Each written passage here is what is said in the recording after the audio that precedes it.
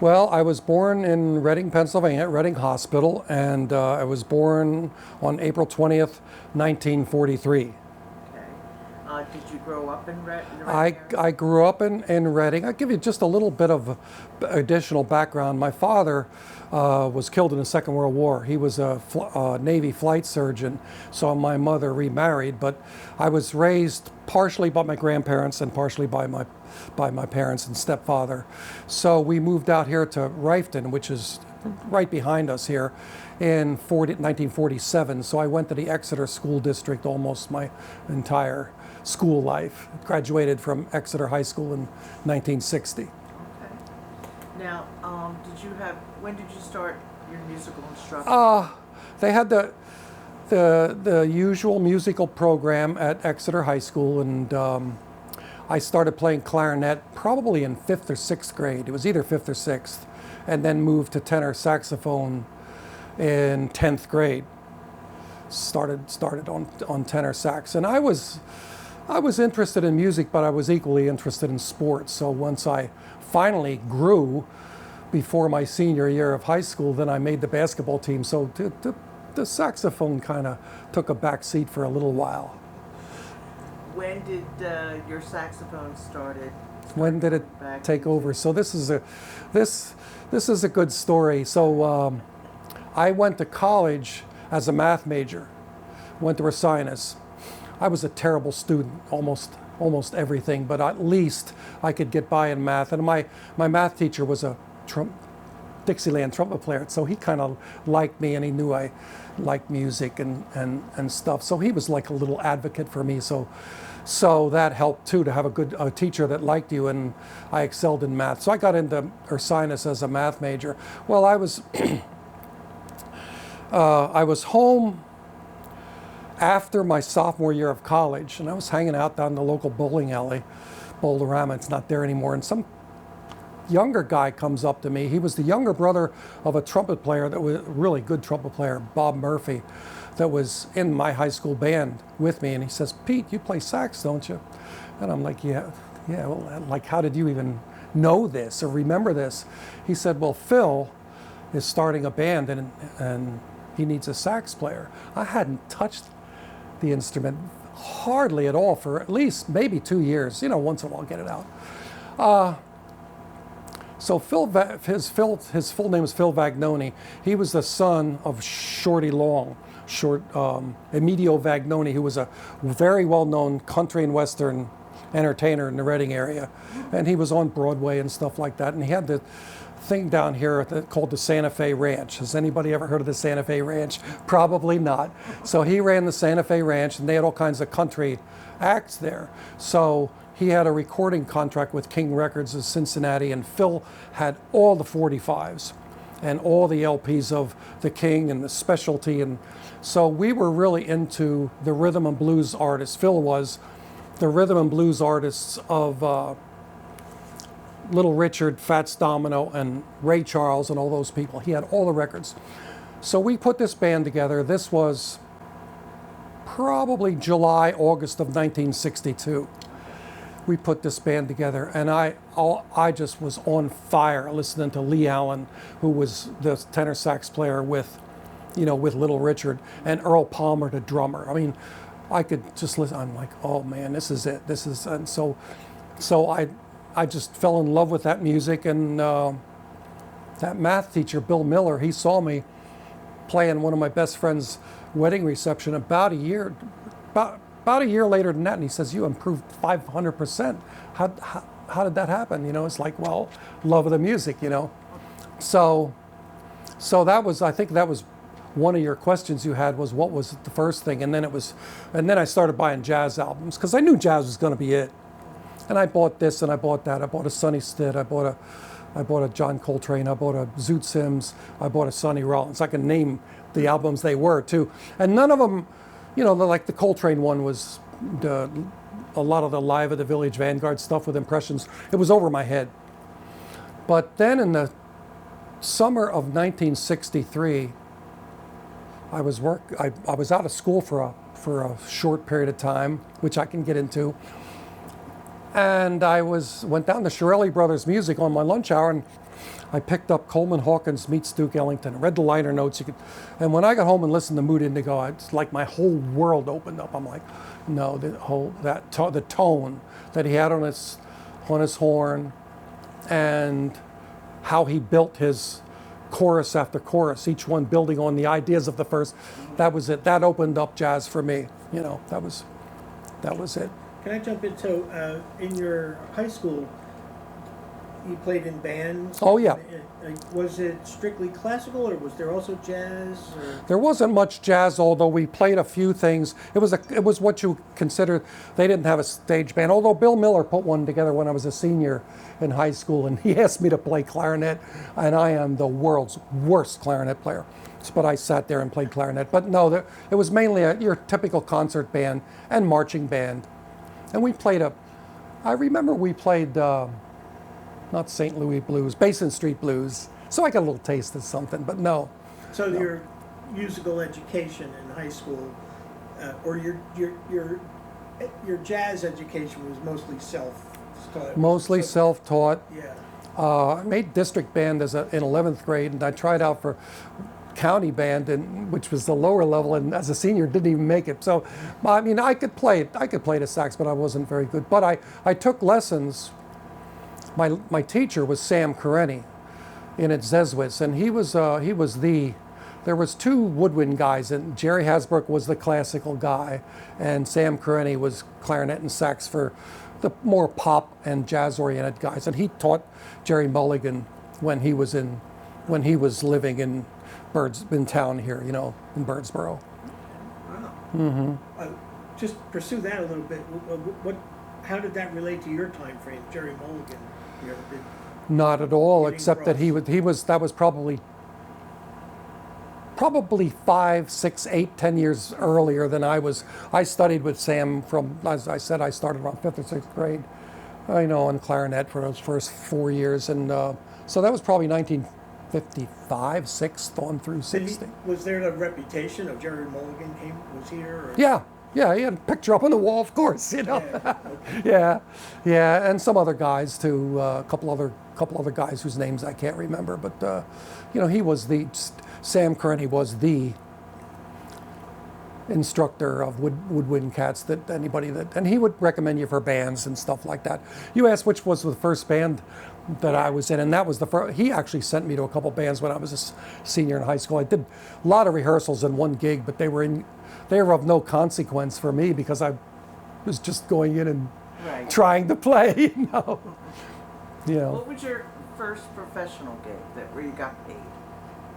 Well, I did do one with some band probably in about '59, but 1962, the summer of 1962, when we started up with the Romans, which I have pictures of the Romans there. Our first gigs were probably in the beginning of August of '62, and then we were playing all the time. These people, Shorty Long and his whole family, they had a little bar on the front of the property they called Chuck's Fireside Inn, and it was like Friday night. If you ever saw the movie The Blues Brothers, where they're throwing bottles at that was like that bar without the screen. That was a place. But we alternated with the Romans, our band. We alternated with Lucci Long and the Rockets, and Lucci was Phil's uncle, and he had a little rhythm and blues band, and they were really early. They had, you know, the Ray Charles thing where he did the country and western combined. They were doing exactly that right then. Yeah. Okay. Now, once you get out of college, what was your day gig? So I'll go through the whole thing. I was actually it's kind of one of those things where it was a fortuitous turn of events out of a bad thing. I got suspended from college in the spring for a prank in the spring of '63, which was my junior year. So I come home to Reading here. What am I going to do? I got to apply for readmission kind of thing. Right. So I go down to the unemployment bureau, and they sent me up to American Casualty. They said, well, you're a math major. You can do what they called a calculator. You can run a calculator all the stinking day. So I go up there to interview, and they give me a test, and they give me another test, and they said, come back tomorrow, we want to give you another test. So turns out it was a programmer's aptitude test. So I take this test, and they said, we want to offer you a job as a programmer. You got the highest test we ever saw on programming aptitude. Great, you know, it was like, I was going to get paid $2,400 a year, and now I'm paid $4,800 a year, you know. So I'm like, solid, you know. So I take this job, and instead of going back the following fall, I stayed there for a year and 3 months or something like that. So I was there from, you know, May of '63 to the late summer of '64. So that was how I fell into programming. So I became, now that was commercial programming. And then when I graduated from college, I came up here and I got a job with Metropolitan Edison, MedEd, as what they call a technical programmer. There's all kinds of euphemisms for this, but it's either scientific programming or tech programming or whatever you want to call it. Math programming, sometimes they called it. So I worked for MedEd for about a year and a quarter, and then I got a job for what got me to Philadelphia area was Boeing Vertol in '66. So that's when you moved to Philadelphia. I moved to Philadelphia in July of 1966. I had met my wife at Ursinus College, and we got married shortly after I was back here in Reading in '65. And then I worked for MedEd. We lived with my grandmother right here in Rifton. And we were visiting her church down in Springfield, Delaware County, Covenant United Methodist Church. And I was talking to this guy after church one day, and he says, what do you do? I'm a programmer. What kind of programmer? Tech programmer. Oh, we're hiring them now. I'm like, okay, groovy. So I'll get, he was the personnel guy, you know, so I'll get you an interview. So I go down there for an interview, and they offered me a job, and I was down at, so I went to Boeing Vertol as a technical analyst programmer. I was there for about a year and a half, and then I went to Sun Oil. There was a little pipeline from Boeing Vertol over to Sun Oil, and I was one of the last ones in a big wave of hires. I went over to Sun Oil. I thought it was a little more stable proposition than a defense-oriented industry. Right. Now I wanted to ask, where in Philadelphia did you move? Did you buy a house, an apartment? At that time, yeah. We lived with Betty's parents for about 5-6 months, and then I bought a house in Springfield, Delaware County. Okay. And then I invited my grandmother to come down and live with us, which she did. Okay. So we bought that house in, I guess it was January of '67. Okay. Did you start playing music gigs in Philly? Yeah, almost immediately. I was kind of lucky. Betty and I went up to see some friends at the place called the Aztec Lounge in, do you remember the Aztec? Really? Oh God, I didn't think anybody knew about the Aztec, in Norristown. And there was a band playing there. They were called the Fugitives. And they were a bunch of guys from South Philly. They had been the Skylarks with Bobby Darin was their drummer, and Frankie Avalon was their trumpet player and singer in the 50s. So they were playing there, and their sax player, I got talking to him. And I'm not an aggressive guy, but I must have asked him if I could sit in. And I played the other guy's saxophone. And it was a mistake. I probably sounded awful. But anyhow, his name was Richie Gigliotti. And they said, well, Richie's leaving, and do you want to, can you replace him? I'm like, yeah, groovy. So I was with them for about 2.5 years. From then, our bass player's named Robert Bonifino, and he said his words were, we play every toilet in Philly and South Jersey. He was a great guy. Yeah, the guitar player was Mario Bucchero. He lives in Florida now, and Tony Melandro was the drummer. All Italians, huh? Oh yeah, I was the Romans, and then these guys. They're always Italian. Can I ask you, just backtracking a little bit, what did you play with the Romans? I mean, what was your main repertoire? Mainly the rhythm and blues stuff, especially oriented to the artists of New Orleans and Ray Charles and all those. I mean, I remember Phil mentioning Professor Longhair, and it took me years until finally find a Professor Longhair LP, you know.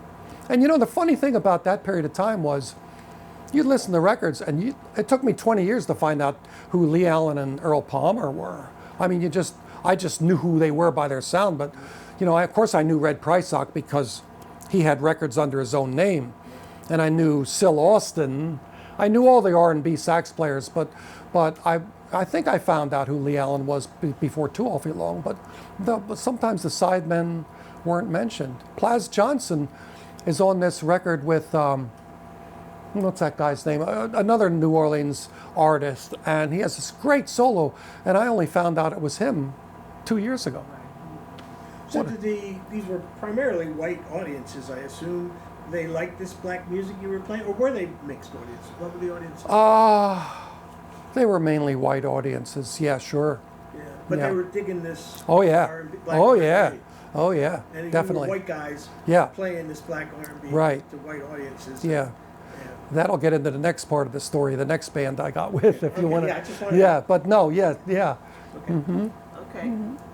Go ahead. Tell us. Okay, so, well, I was with the Romans for 2 years. In the summer of 1964, I was hanging out I was either playing or I was in to see Lucci Long and his band playing, and he had an alto sax player. We were soulmates. This guy, he had an alto sax player that I was close to. Tony Constantino was his name, and he was kind of like, you think maybe of Art Pepper. He played like that. Good alto sax player, pure, clean sound, you know. And we really dug each other. And he said, you know, Dick Wien has a band. Now, this is Richard's Night Riders was the name of his band.